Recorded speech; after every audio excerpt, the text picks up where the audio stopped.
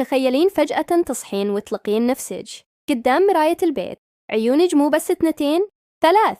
وشلون بتتصرفين؟ هل هي رسالة خارقة ولا تحذير قبل ما يصير شيء؟ مرحبا يا غاليات في قناة رسائل المنام، معاكم إسراء. اليوم راح نتعمق بتفسير حلم رؤية العين الثالثة في البيت، وكيف ممكن تكون مفتاح طاقتك الروحية وتنبيه لحدث قادم.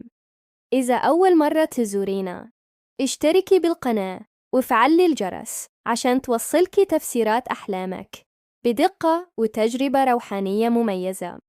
أولاً، رؤية العين الثالثة تعني أنت مفتاح لطاقة داخلية قوية. العين الثالثة هي شاكرا الجبة اللي تمسك بحدسك وقوتك الروحانية.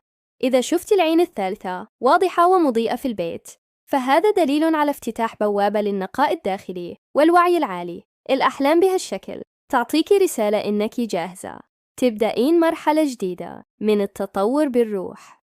بالمقابل، لو شفت العين الثالثة عتمة أو دموع حوالينها، هذا تحذير من انغلاق الشاكرا أو تراكم طاقة سلبية. بيحذرك الحلم من الغرق بالهموم والتوتر المنزلي.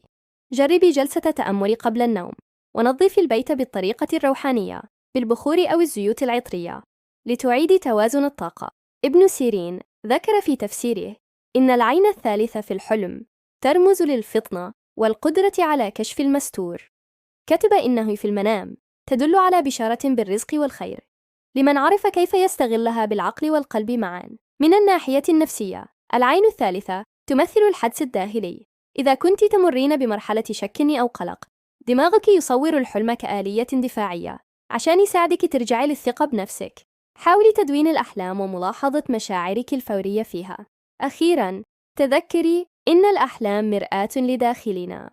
العين الثالثة بالبيت رسالة إما للنمو الروحي أو للتنبيه لموازنة طاقتك.